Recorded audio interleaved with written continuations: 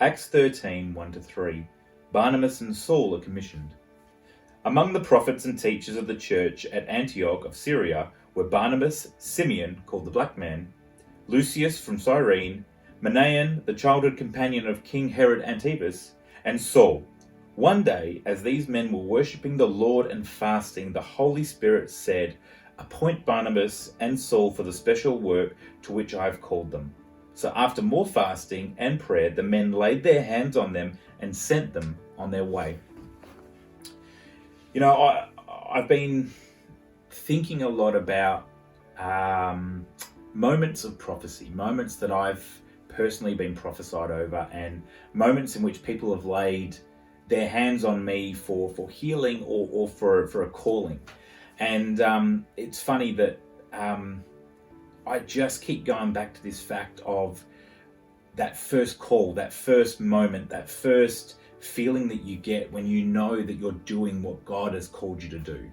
That moment where you just have this obedience, that moment where God commissions you and sends you out and does it. One of the great things was my first missions trip.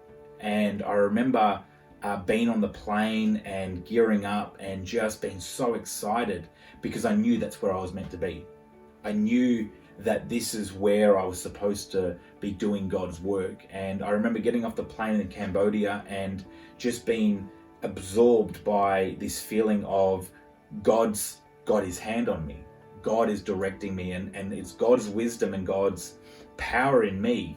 It's that if I was to go in my own strength, I probably wouldn't have the impact that I had.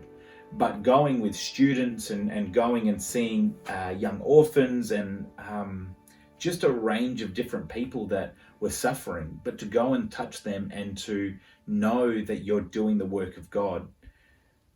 I feel like sometimes it's just these moments that we have in our lives where we can share our testimonies and share our moments where God has guided us. That's what we need more of in church. That's what we need more of in our life groups, and that's what we need more of amongst Christians.